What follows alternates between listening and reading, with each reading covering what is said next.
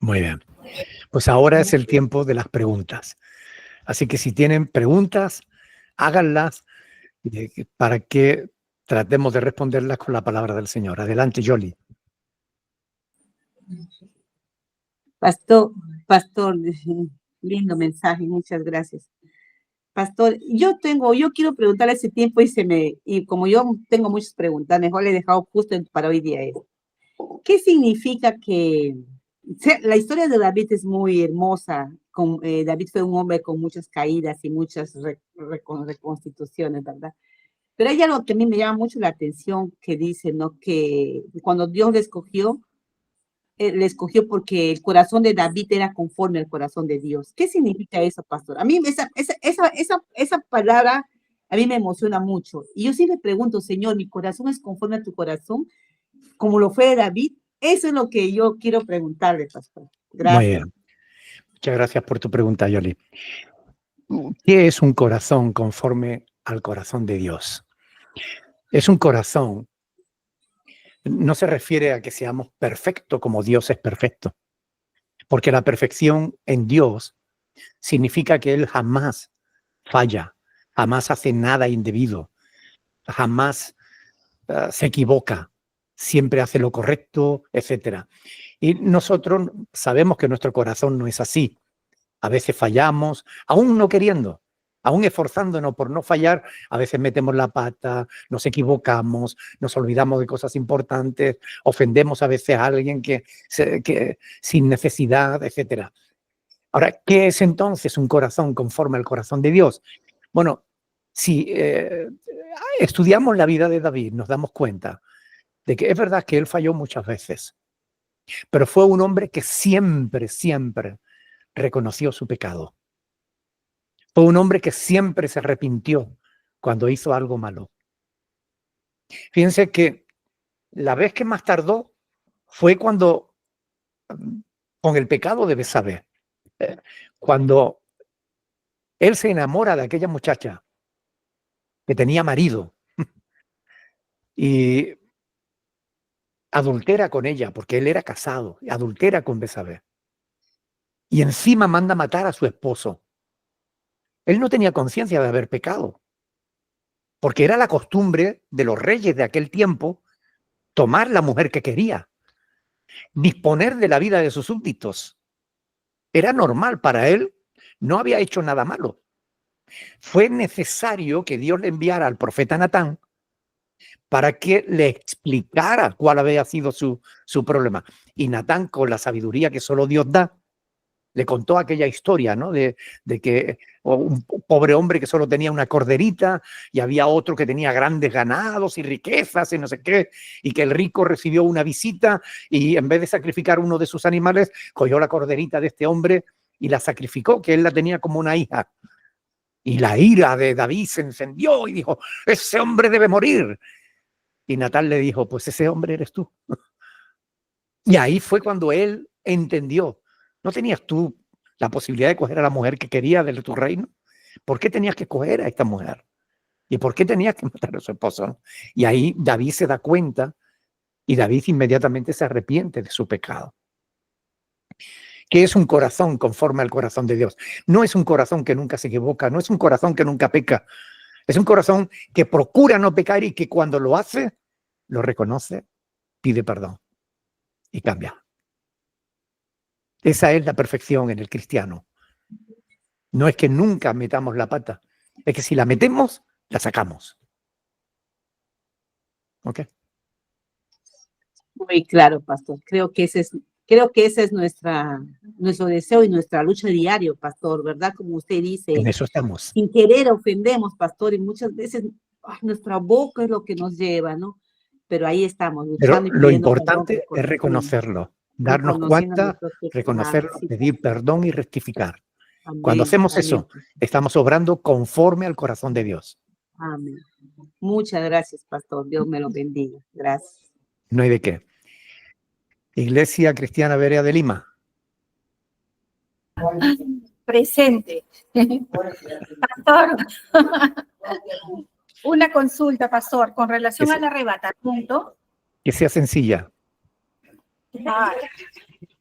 Espero no hablar tanto, pastor. Espero no. Primera de Corintios 5:51 habla acerca de que, acerca del misterio, ¿no? Dice, pero todos seremos transformados.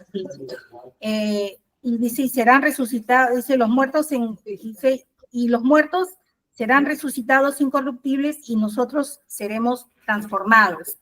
Y en Tesalonicenses dice que, y los muertos en Cristo resucitarán primero, luego nosotros que vivimos, los que hemos quedado, seremos arrebatados.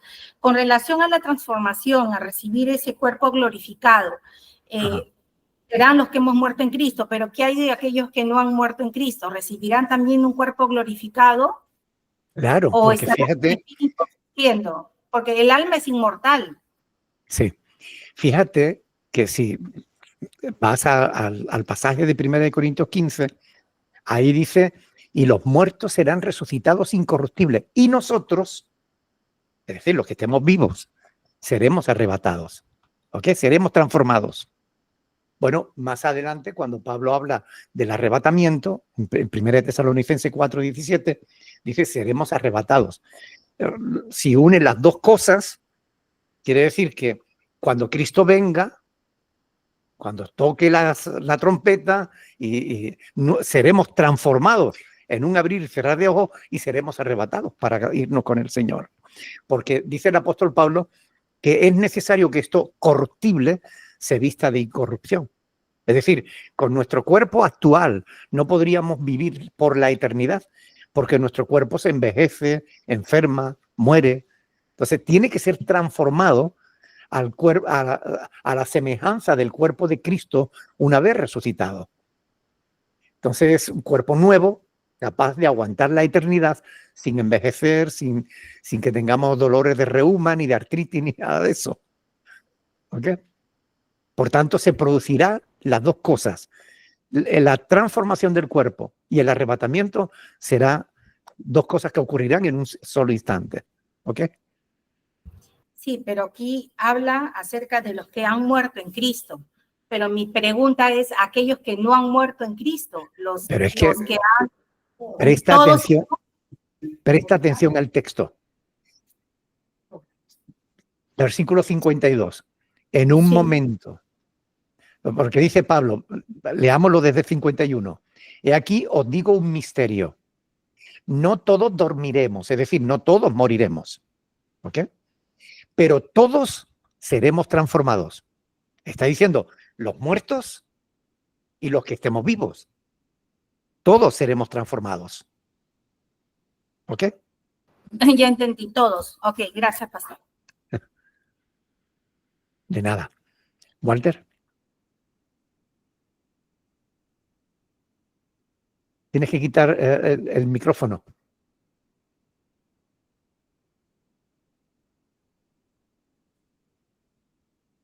Un toquecito solo. Eso, ahora. No se te oye, mi hermano.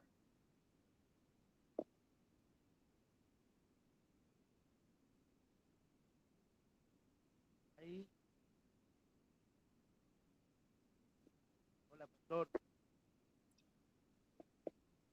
Puedes acercarte al teléfono, porque Hola, pastor. ¿Me escucha? ahora.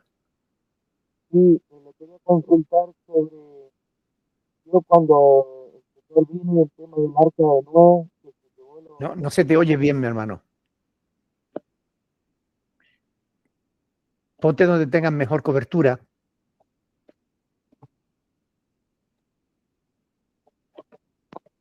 Hola, pastor.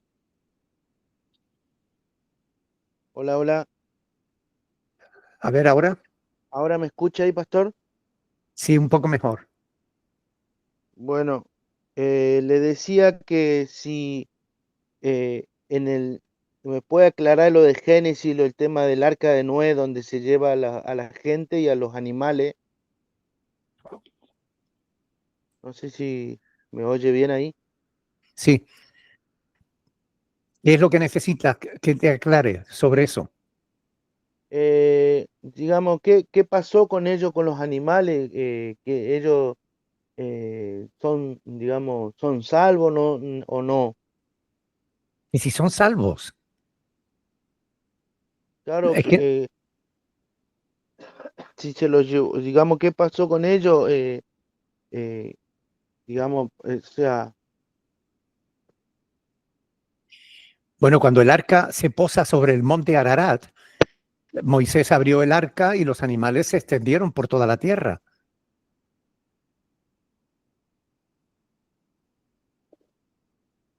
Walter, sí, sí, escucho. no se oye. Sí, ahí le escucho. Ahora sí, Sí. Ah, ¿me ya, ya. escuchas? Sí, sí, sí, le escucho ahí, sí, sí.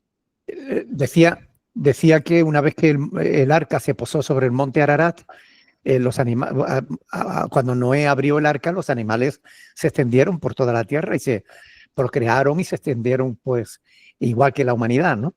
Ujú. Ah, ya, ya. Bueno, bien, bien, pastor, sí. Y después, ¿qué hay con eso que hay algunos predicadores que dicen que son pequeños, que nosotros somos pequeños Cristos y que haremos, vio que hay un pasaje en la Biblia que dice que haremos cosas mayores que Dios.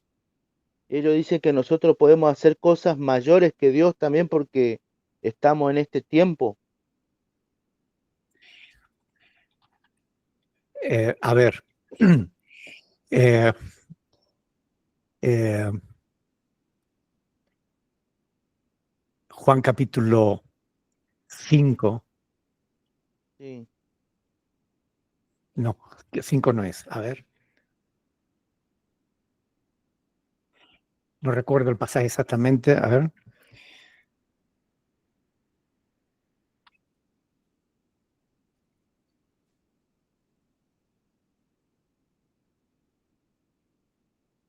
Sí, Juan 14, versículo 12. Ajá. Juan 14, versículo 12. ¿Ok? Ahí dice, de cierto os digo, el que cree en mí, las obras que yo hago, él las hará también, y aún mayores. Hará porque yo voy al Padre, ¿no? Bueno, Sí. algunos estudiosos creen que Cristo está hablando en términos cuantitativos, ¿no? No tanto cualitativos. Es decir, eh, él menciona que alcanzarán mayor repercusión. Se refiere al hecho de que, por ejemplo, lo que estamos haciendo ahora mismo, ¿no? Estamos manteniendo una videoconferencia con gente que estamos a miles de kilómetros de distancia, ¿no? Eso no lo hizo Jesús en vida, ¿no? Hoy podemos ver que se puede predicar a millones de personas a través de la televisión. O sea, hay cosas en ese sentido, hay cosas que para aquel tiempo serían impensables, inconmensurables. Eh, Hoy en día en un quirófano se hacen verdaderos milagros, ¿ok? En los quirófanos. Pero jamás, jamás podemos entender que Cristo estaba diciendo ahí que podemos ser como Dios. Porque el ser humano jamás será Dios. No importa cuánto avance la ciencia, cuánto se desarrolle la inteligencia artificial, no importa hasta dónde que el hombre llegue a la luna, no importa. Es decir, eh, el hombre jamás llegará a ser Dios. Eso es una blasfemia. ¿Okay? Esa doctrina nace dentro de la secta de los adventistas. Los adventistas creen que Cristo era un hombre normal que llegó a ser Dios y que tú puedes llegar a ser Dios. Pero eso es una falsa doctrina que no tiene nada que ver con la palabra de Dios. Es decir, eso es falso. Nadie puede llegar a ser Dios porque Dios tiene una naturaleza que nosotros no podemos alcanzar. ¿Ok? Nosotros somos muy diferentes a Dios. Y da igual quien lo predique, está predicando una falsa doctrina.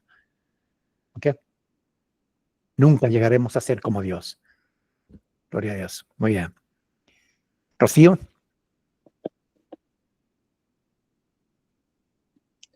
Pastor, buenas noches, hermanos. Buenas noches, mi hermana. Es un gusto estar reunida con ustedes. Acá tengo a todos los hermanos, le muestro para que sepa que están todos acá. Ah, qué bien. Gloria a Dios. Somos los mal enseñados de Uruguay. Pastor, la hermana Sandra le quiere hacer una pregunta. Adelante. Bendiciones, pastor. Bendiciones, hermana. Quería preguntarle Igualmente. sobre la unción. ¿Qué es la unción? Bueno, es una buena pregunta. La unción es algo que todos tenemos. ¿Ok? Porque fíjense, en 1 de Juan, capítulo 2, versículo 20,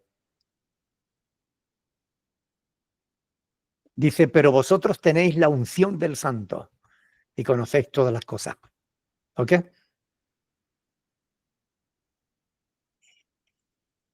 La unción, ¿qué es la unción? Bueno, si tenemos en cuenta el texto, lo que la palabra de Dios nos dice, el término unción se traduce del término griego crisma, significa ungüento. Se refiere al Espíritu Santo. Eso es la unción. La palabra se deriva de aquel aceite que usaban los pastores, que mezclaban con ciertos productos y que refregaban la piel de las ovejas, especialmente la cara, porque los mosquitos y los bichos les picaban y las enfermaban. Y había ovejas que se quedaban ciegas por picadura de mosquitos. Entonces el pastor lo que hacía era refregar aceite con ciertos productos que ellos mezclaban y ungían a las ovejas, y de esa manera pues los mosquitos no se le acercaban. De ahí es de donde viene la palabra unción, ¿ok? Del aceite que se usaba para ungir a las ovejas. Posteriormente, Dios estipula en el Antiguo Testamento que cuando fuera, por ejemplo, le dice a Moisés que cuando fuera a ordenar a Aarón, al sumo sacerdote, cogiera un cuerno de aceite y lo derramara por sobre su cabeza hasta que el aceite fuera derramado por todo su cuerpo hasta llegar al borde de sus vestiduras. Ese aceite era el símbolo de que iba a recibir la unción de Dios, es decir, el poder de Dios, la capacidad de Dios. En definitiva, iba a recibir el Espíritu de Dios que le iba a capacitar para realizar su ministerio. Después, más adelante, Dios incluso ordena a Samuel que unja a David como rey. Y entonces hace exactamente eso, coge un cuerno de aceite y lo derrama sobre la cabeza de David, ungiéndolo. La unción es un símbolo de la presencia del Espíritu de Dios en la vida de esa persona. ¿Ok? ¿Por qué dice el apóstol Juan que todos tenemos? Él está escribiendo a la iglesia en general, le dice que tenemos la unción del Santo, ¿no? Pero vosotros tenéis la unción del Santo y conocéis todas las cosas, ¿no? Es decir, ¿por qué nos dice eso? Porque tenemos al Espíritu Santo. ¿Ok? Y teniendo el Espíritu Santo tenemos la unción. ¿Qué es lo que ocurre? Que algunas iglesias pentecostales,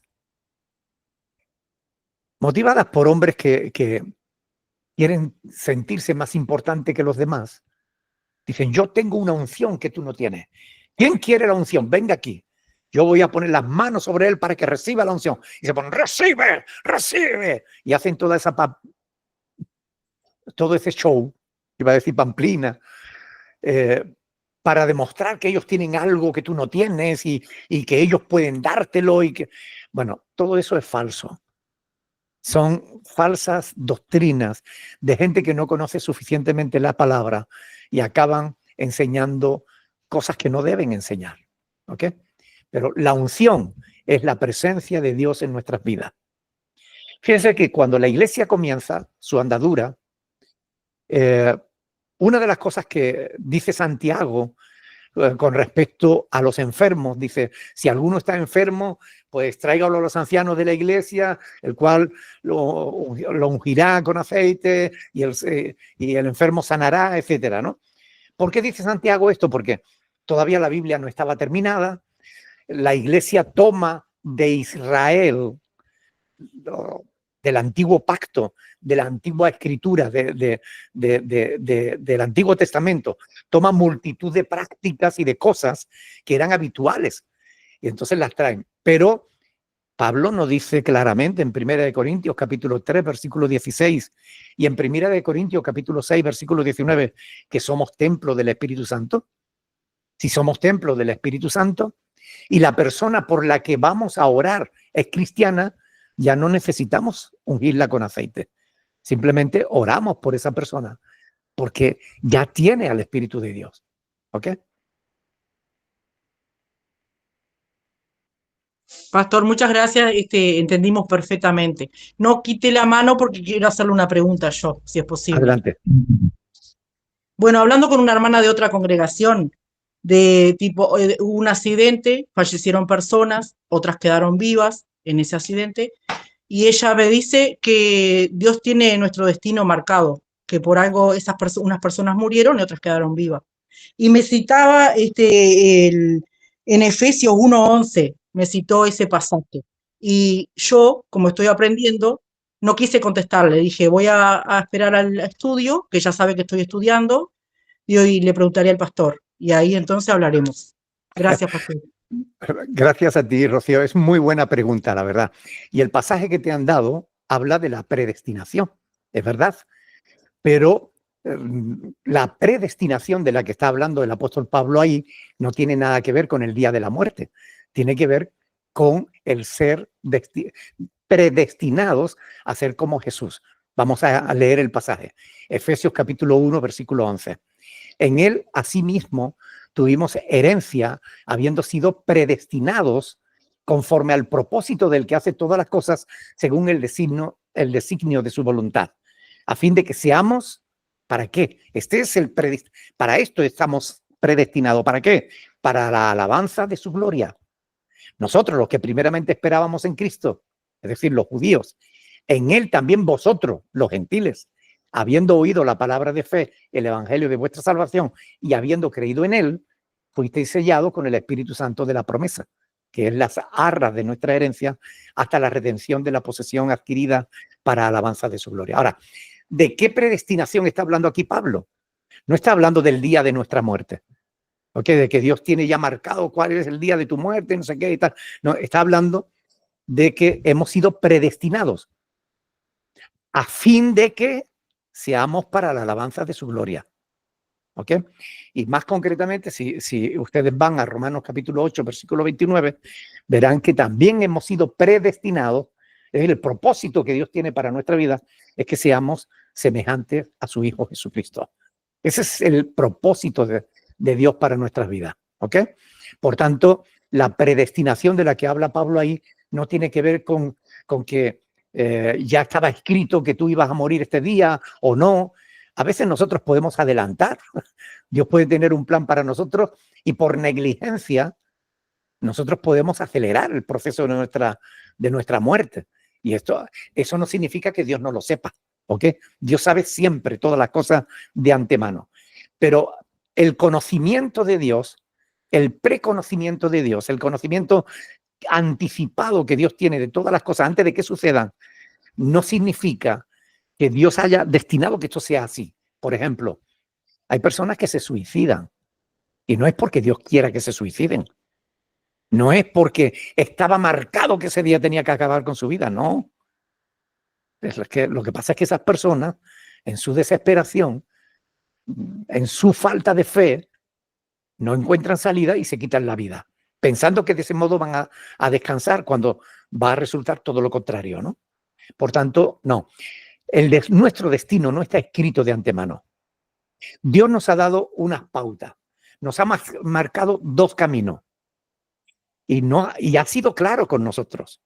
Él nos ha dicho, mire, en el mundo tendréis aflicción, pero confía, yo he vencido al mundo, nos dice el Señor Jesús, ¿no?